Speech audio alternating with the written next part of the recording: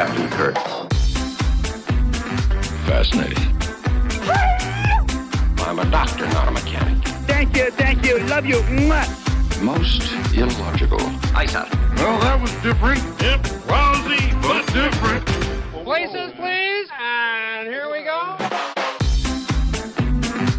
Welcome, ladies, gentlemen, Baku, chickens, and things, to episode 11 of the MuppeTrek podcast. I'm Steve. And I'm Jarman, and we are here to compare, contrast, and confer about our two favorite franchises. And what are those, Steve? The Muppets and Star Trek. We are continuing our one-to-one reviews of The Muppet Show and Star Trek, the original series. And tonight we're covering The Muppet Show with special guest star Candice Bergen and Star Trek original series episode, The Menagerie Part 1. And we got some feedback from our last episode on YouTube. We have Peppo Gaming. He says, great video. You deserve more subscribers. And you know what, Peppo? We agree. We agree. And also we have, we want to thank an ongoing fan of ours for a Play on Nerds podcast going back a long time, Mike, or at Jarek on Twitter. He keeps mentioning us in his Workday podcast list. So he apparently has a job where he can listen to a lot of podcasts, and he puts us in those lists every week. And we really appreciate your shout outs, Mike. So thanks for that. Well, thank you, Mike. We're so glad that you transitioned over from a Play on Nerds to join us here on MuppeTrek. We're very excited about it. And if you guys want to look at playonnerds.com, we do have other podcasts on there, our old podcast of Play on Nerds, the main show. And we just released our first episode of Real Opposition on the main show feed, which you can also follow by searching REEL Opposition on iTunes or Spotify or YouTube, your favorite places to find podcasts. So check that out. That's right. I tear apart terrible movies while Jarman defends them. Yes, and we always have a improv audio drama section at the end of each episode for a little treat at the end. So check it out. This time we did Howard the Duck, so it's a lot of fun. Go listen. You get to hear us do terrible celebrity impressions. Yeah, isn't that what you want out of life? I think it is. That's why you came here. Of course. But for this week on the MuppeTrek podcast, we're going to do the Muppet Show episode with Candice Bergen. And what can you tell us about Candice Bergen? So she started out as a fashion model and appeared on the front cover of Vogue at one point. She's an award-winning photographer, and then she pivoted into an acting career from there, acting in dozens of films and even receiving an Oscar nomination in 1979 for the movie Starting Order. She's a 5-time Emmy Award winner, best known for her 10 seasons on Murphy Brown. Mm-hmm. But what do you guys know her from? She was the villain in Miss Congeniality and has done dozens of small character arcs in popular shows ranging from Sex and the City, Law and Order, and even House. But as far as context of the Muppet Show, she's the daughter of Edgar Bergen, of Edgar Bergen and Charlie McCarthy, who was really one of Jim's idols, him and his mannequin act, his dummy act. And he even hosted the show season 2 and made a cameo in the Muppet movie. Oh, gotcha. Not long before he died, actually. So yeah, that's Candice Bergen. And now let's hop into the episode. Well, and wasn't her mom famous as well? Wasn't she the actress from Casablanca? Or am I Maybe? making that up? I could have sworn that the lead actress in Casablanca was her mom, and Edgar We're Bergen going to was her say father. yes. And also they just recently rebooted Murphy Brown, but it didn't last very long. Did not do too well. Well, here's looking at you, kid. Yeah. So what we got for this week? This week on the Muppet Show, Kermit introduces Candice Bergen, referring to her as well-rounded Statler and Waldorf cat caller. Kermit calls them chauvinist pigs. Miss Piggy, of course, gets offended, reminding Kermit that he promised that she would be on the show and do a number that week. Piggy threatens that Miss Bergen and her are going to leave unless she gets to open, so Kermit relents and says, great, you get to open the show. We get our first opening number, What Now, My Love? Piggy is draped over a shay as 3 colorful backup singers behind her slowly transform into scary monsters with fangs and horns, and she sings a lovely ballad and then tries to escape them. Because they get scary. Yes. Next, we have a moment backstage where we get kind of the running bit where Fozzie is practicing his act, saying that he has a wire for Kermit the Frog. Then he hangs a wire hanger on him. This is actually a close repeat of the ending curtain joke from the Florence Henderson episode. And they were apparently hoping that nobody would remember the Florence Henderson episode. I'd forgotten that joke. I saw it and went, wait, where is that from? Oh, it's from an episode we just watched. We got our first musical number, Put Another Log on the Fire. We get a chauvinist bumpkin who is ordering Candice Bergen around the house, telling her to fix his shoes and do the dishes and put another log on the fire. She gets fed up, donning a feminist t-shirt and a shotgun, putting an end to the situation. Yes. Backstage again, Fozzie continues his joke. He says he has a letter for Kermit, and the letter is the letter R. We find ourselves at the dance. We get the typical silly fare. The best joke this week being two pigs, the male saying to the female, "You remind me of Rogers." "You mean Ginger Rogers?" "No, Roy Rogers." Timely joke. Following this is the weekly panel discussion. Does travel broaden the mind? Candice Bergen plays an author of a book called Europe on $50 a Day. The jokes range from the only thing getting broader is Miss Piggy, a rug joke in reference to Sam the Eagle being a bald eagle, and some very dated jokes about Marcello Mastroianni being mistaken for the name of a soup. He was apparently a famous foreign film star. I had no idea. Yeah, I had no idea either. After this, we get a great musical number from Ralph the dog. It's Not Where You Start. He sings the song normally and then is sort of interrupted at the end by Scooters saying that he didn't take long enough. So he needs to do the song again, but this time he only has 20 seconds. He's a minute. And so he does it even faster. And then Scooter comes out and says, well, actually, it's my uncle's favorite song. So he wants to hear it again, but you only have like 10 seconds. So Ralph races through the song at a fever pitch. It's a great number that really builds, and it's a lot of fun. Very cute. Afterward, at the talk spot, Candice is taking photos of Kermit. He's striking poses. This is interrupted by Sweetums, who likes Candice's camera. She says it's a great camera, so he eats it, claiming that he has tasted better cameras. We get some time in the kitchen with the Swedish chef making a spicy pepper sauce. He gives it a taste and smoke floats from his ears. He adds even more pepper, which causes him to literally blow his top, steam escaping as his hat shoots into the air. The next musical number, Look at That Face. We get a Candice playing a painting subject for a painting class while a French art instructor describes her. As he talks about her eyes, her nose, her smile, she tweaks each as it comes up, crossing her eyes, wiggling her nose, eating grapes that she's supposed to be posing with. They kind of pan around the room, and the students are all Muppets painting her, but as themselves. In the end, Animal is being instructed to paint the subject, wherein he goes up and paints Candice Bergen blue. Backstage once more, Fozzie tries out another joke, saying he has a note for Kermit, providing Kermit with a trio of frogs that sing a harmony of notes for Kermit. Quick stop takes us over to Jarman's favorite, Veterinarian Hospital. Yeah. The patient is in for a stomach ache, then a sore throat. The doctor says he has a frog in his throat, pulling Kermit out of the monster's mouth, who then threatens to cancel the sketch. He's got a case of ingrown TV show host. Finally, we get a final check with Fozzie's running gag where he has flowers for Kermit, dumping a bag of baking flour on Kermit's head. Piggy sees this and actually, in Kermit's defense, chops the crap out of Fozzie. We then get the closing number, Friends. It starts with Gonzo singing alone, sort of somber, and then Candice comes out and joins him. Slowly, more and more Muppets join till a whole group of friends is singing together. It's really nice. At the final curtain, Kermit finally gets his revenge on Fozzie. As Fozzie closes out the show, Kermit arrives with a pie looking for Fozzie. He creams him in the face, and Candice gets caught in the crossfire, and that's this episode of The Muppet Show. Absolutely. And Statler and Waldorf at the very end said, I think I should see a doctor. Why is that? I think I'm starting to like the show. It was cute. So let's talk about the music from this episode. Mm-hmm. So What Now My Love was actually a French hit with music from a guy named Gilbert Bécaud and lyrics by Pierre Delano. I tried. Great job. The English lyrics were provided by an American named Carl Signum. Fun fact, he was born in Crown Heights, Brooklyn, where my wife and I used to live. Oh, nice.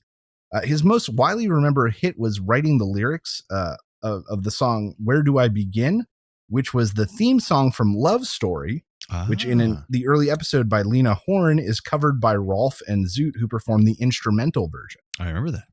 And he's the guy who wrote the actual lyrics to the song once it was brought from instrumental. Put Another Log in the Fire. This was crazy. Written by Shel Silverstein. Oh, gosh. Best known for his beloved children's stories and poetry, including The Giving Tree and Where the Sidewalk Ends. He briefly studied music at the Chicago College of Performing Arts, and he wrote songs for and with hit musicians.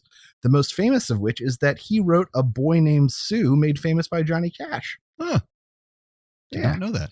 It's Not Where You Start is actually from a 1970s American musical called Seesaw, which is about a lawyer going to New York and having an affair. The lyrics for the song were provided by a woman named Dorothy Field. She wrote lyrics for some huge hits, including On the Sunny Side of the Street and The Way You Look Tonight. And also she was one of the writers for the book/script of Annie Get Your Gun. Oh, look at that. Yeah. Look at That Face, also from a musical called The Roar of the Grease Paint, The Smell of the Crowd. It was a kind of a funny title. Written by Leslie Bracuse and Anthony Newley. Both are known for receiving an Academy Award nomination for the film score and songs in Willy Wonka and the Chocolate Factory. So they wrote the Candyman, you know. Leslie Bracuse also found additional success winning the Academy Award for Talk with the Animals from the 1967 Dr. Dolittle. Gotcha. If I could walk with the animals, talk with the animals. Yeah, he wrote that. And then Friends was a huge hit in 1973 for Bette Midler and became her theme song for 25 or 30 years. Wow. It was written by these guys, Linhart and Klingman. Klingman has this crazy resume. He grew up in Long Island. When he was 16 years old, he joined a group called Jimmy James and the Blue Flames, which was fronted by a young Jimi Hendrix. Oh, wow. He was then expelled from high school in 1966 when he performed in a jug band with comedy man Andy Kaufman at a controversial civil rights concert. What in the world? Got them both kicked out of high school. He's been in the background of all sorts of music ever since, and you don't know who he is.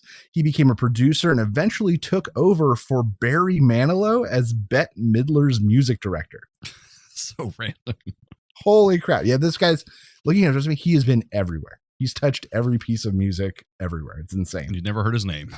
Never once. So, Jarman, what did you think of this episode of The Muppet Show? Overall, I thought it was really fun. It went by really fast. There wasn't like any parts that dragged for me. It started like I was like, oh no, this is gonna be a really slow Gonzo song with no point. But then it became a really cute song about having friends, and it really pulled in Candice Bergen for that song. To her only time she sang. And she's, you could tell she wasn't a singer, but she did only a few lines of the song. They made the Muppets join her so they could empower her and make sure she wasn't left out and alone singing badly. But it went really well. I could tell she wasn't one of our most comfortable hosts with the Muppets. It seemed like I'd agree with that. She felt a little uncomfortable at times, kind of making eyes and like, what am I doing here kind of looks, But overall, It's like she's a good actress and she's really funny. And so that worked well with the Muppet dynamic. At several points, they brought up the fact that she's a feminist, and then they said that was a good thing, but then at the same time they'd make fun of it with like constantly putting emphasis on the Ms. The Ms. Bergen, Ms. Bergen and Miss Piggy, and so that kind of thing. So it was good and bad in that regard. I like my favorite one was probably the I think it was the Shel Silverstein one. You said the crazy bumpkin guy ordering her around. Yeah, put another log on the fire. And just watching her reactions as she slowly gets more and more pissed off and like, screw this, and just like throws everything and wrecks the house and just changes clothes. That was really fun. Yeah, I'll say that's like the most Muppety of the numbers she was in. Very Muppety. Yeah, absolutely. I enjoyed the talk segment with Kermit because the talk spot, because it was something different. It starts off, she's taking pictures of him. She's not sitting in the exact same place. It's not about beating him up for once. It's not about that's true. Miss Piggy coming in for once. It's just like her taking pictures and get candid for Candice. I like that line. That was really cute. I feel like this episode featured like the least sexual assault thus far. Probably they couldn't get away with that crap with Candice Bergen being there. Yeah, but like as far as Miss Piggy smothering Kermit and attacking other female guests and jealousy and stuff like that, I feel like one of the first times we didn't see a prime example of that. Yeah, and instead, like Miss Piggy defended Kermit when he was, being harassed by Fozzie, and that was kind of nice. That was also really refreshing. Yeah, it was a different look for Miss Piggy. So, and there's no Muppet News break this time, which I was surprised. It's been like every episode so far. Yeah, and even Veterinarian's Hospital seemed short. Yeah, they kind of packed a lot. Pretty quick turnaround. Packed a lot into one episode. And then even like the Rolf number, I thought would be just him singing a song, but then they threw in a great little Muppet catch there where he had to sing it 3 times in a row and faster each time. So yeah, that's probably for me probably the best sketch of the show. Yeah, they really just they just did new stuff and tried to get out of their boxes they've been putting themselves in all the season so far. So that's why I really enjoyed it. Kind of went by really fast, and I just really loved her faces she made during the posing scene. That was really cute. And I know we're doing this out of, we'll say, production order, though this is the order released in the UK. But it felt, after getting finally a taste of like the backstage plot and it driving and interacting with the A plot, it felt really, really lame to go back to just like, what's Fozzie's gag this week? That's his running gag. Yeah.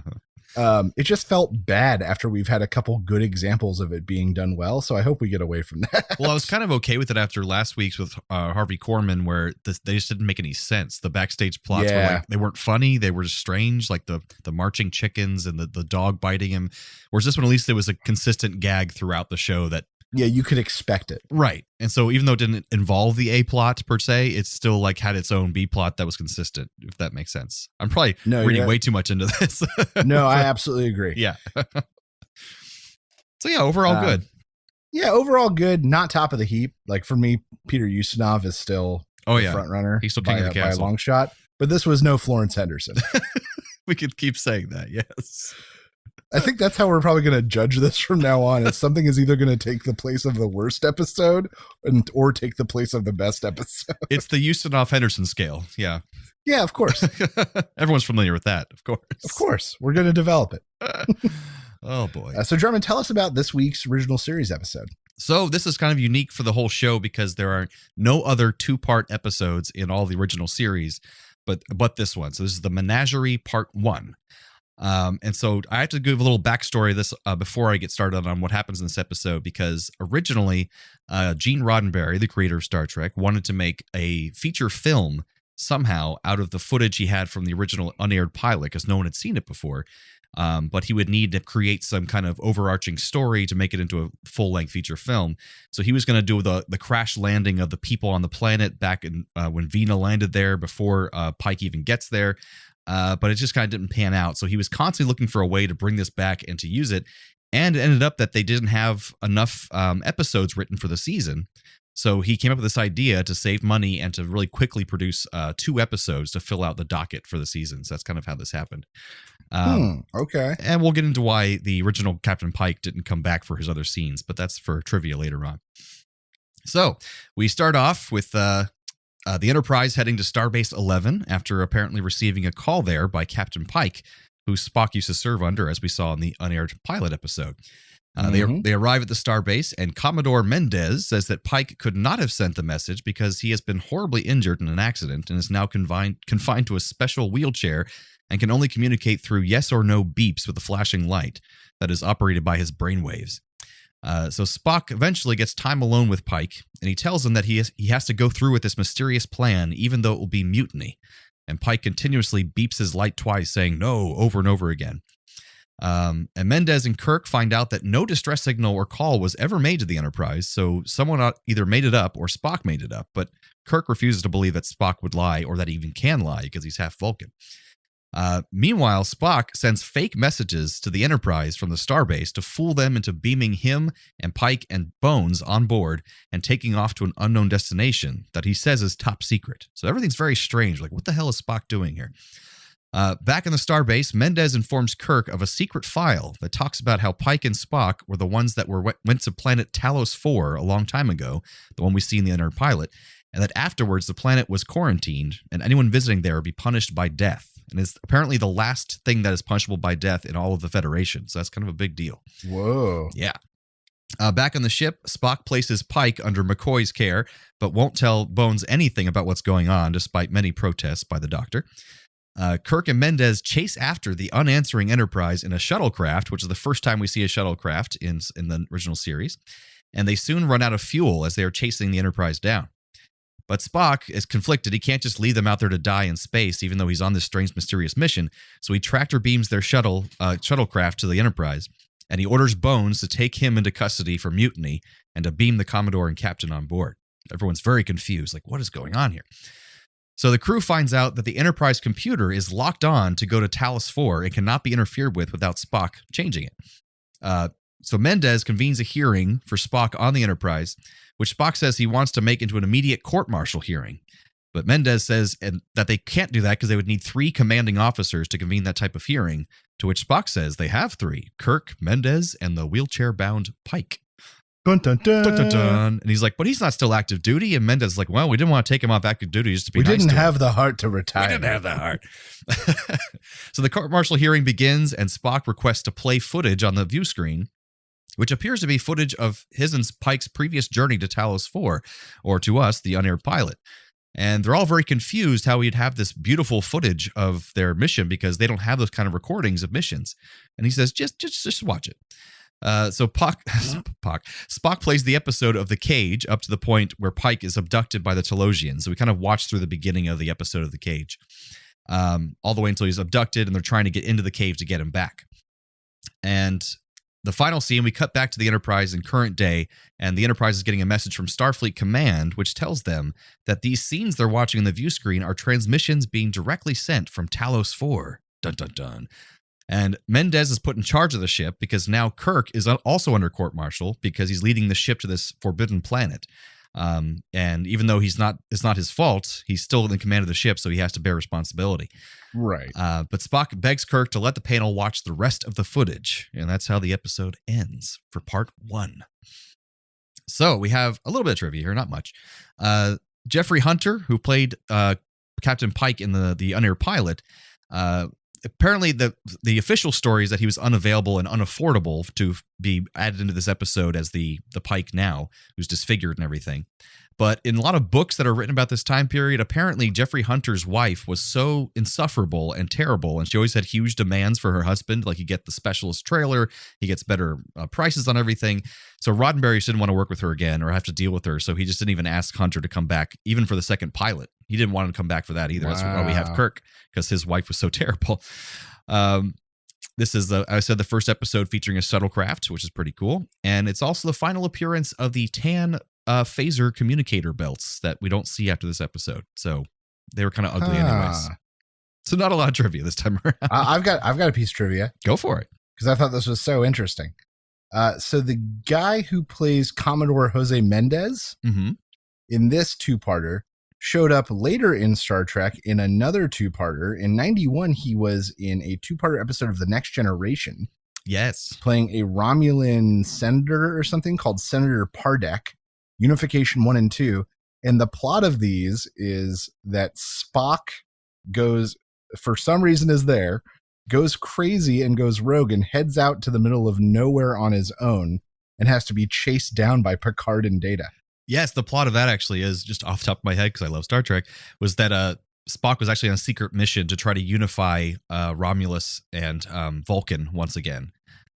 So he was pretending to be, he was working with like rebels on Romulus who wanted to reunify with the Vulcans, and he was on a secret mission. So they didn't know that till later on in the episode. But yeah, that's great. Malachi Throne was in both episodes. It's a great episode. Both episodes where Spock goes rogue. In two-parters, yeah. That's true. Two-parters. It's a good factoid. Yeah, that's right. So what'd you think of this episode, Steve? So the things I liked. Seeing Spock go completely against what you know of him is the perfect frame to set up this crazy episode.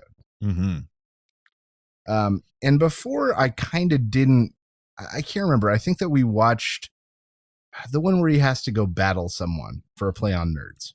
Oh, like his wife or something. Right. When he has the mating call and he has to go have a wife. Yeah, exactly. Yeah. And I said to him, I said to you, like, it's so weird that Spock, and all I know about Vulcans that they're super logical, is suddenly like looped into this mating combat thing. Amok time. But now I'm realizing that it's really the hook for these episodes when Spock's being weird. Right. Like, what's going on? And I didn't get that without more context, but now I get it. It was fun seeing that Spock is like truly smarter than everyone around him. Yes. Like, he is able to engineer this Ocean's 11 style heist by himself. That's true. To like steal a starship and steal Commander Pike. Hack the Enterprise. And it was really nice to see Kirk's defense of Spock in disbelief right up to the moment where facts confirmed that Spock had betrayed him. Right. But it was just fun to see just how adamant Kirk got about it.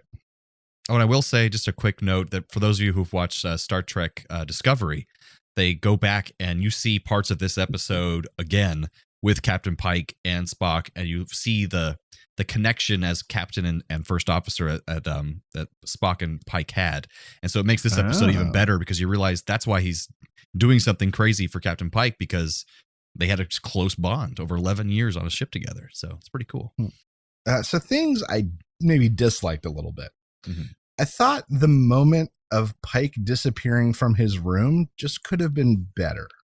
Explained, maybe. Yeah, so she like turns away and then turns back and like, he's gone, Captain. And everybody in the audience had to go, what do you mean he's gone? He's in a friggin' are you kidding me? Well, I'm guessing he was beamed aboard the Enterprise. Well, and that's what she says. Like that's what they tell you. But I think it could have been easily achieved with like her watching him and then him beaming somewhere. Right. He's been beamed out, Captain. Where? And then it could have proceeded better. As opposed to he disappeared. Right. He disappeared. I was like, really? The like guy who can just only beep 3 things disappeared. So that was hard for me. And just more weird militaristic stuff. Right. That feels out of place in the Star Trek I know. The court martial and a lot of maritime law kind of stuff. Yeah, and like that still carries on in future Star Trek. Okay, it just felt really strange. It's like they and kept kind all the of laws. Reminder of like they didn't know what this was yet.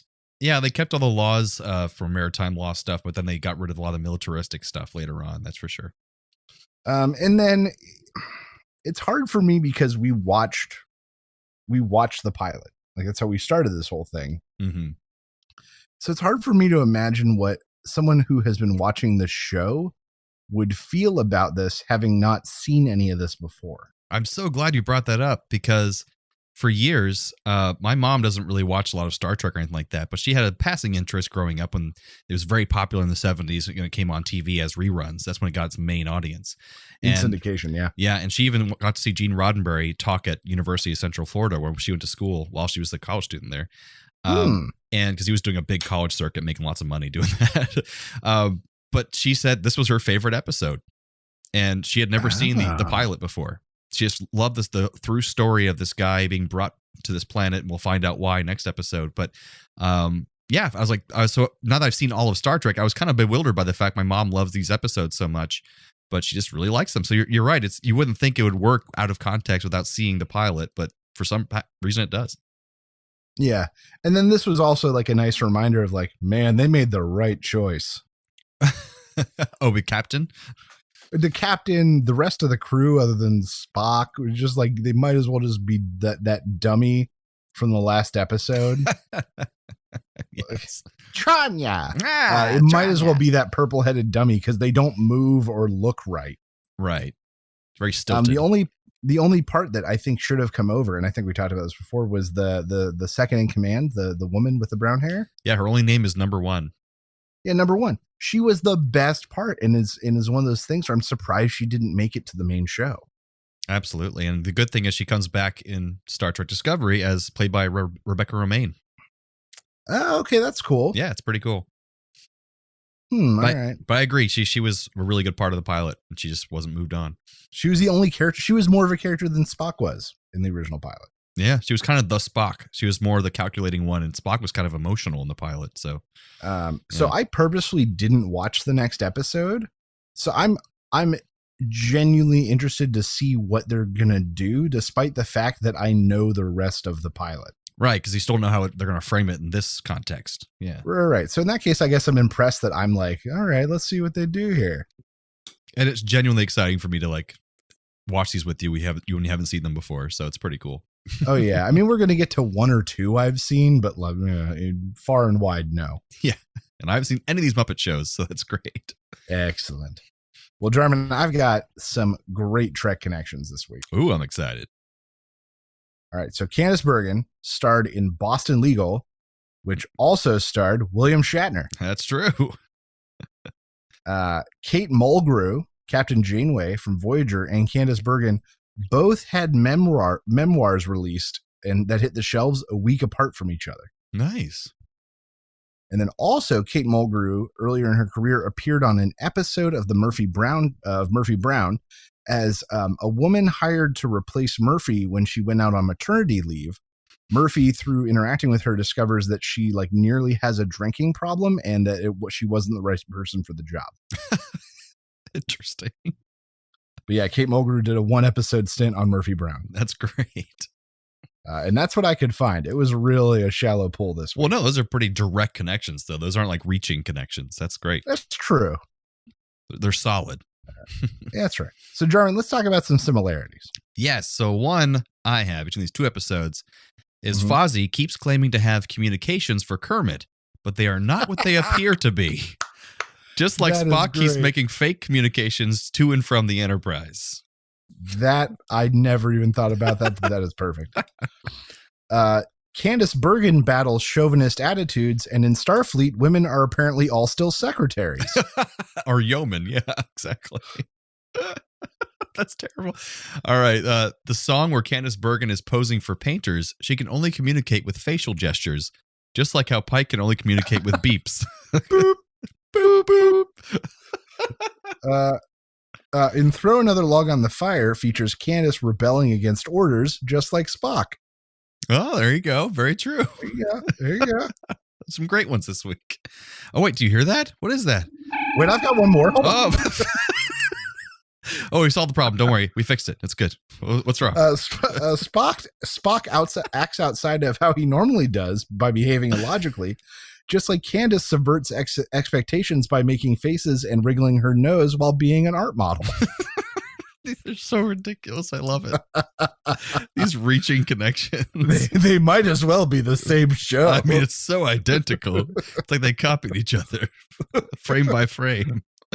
Oh, there. Oh, whoa. That's wrong. Transporter malfunction. Whoa. Transporter malfunction. So now the time of the show where we transport one character or actor from one episode to the other episode and replace that person.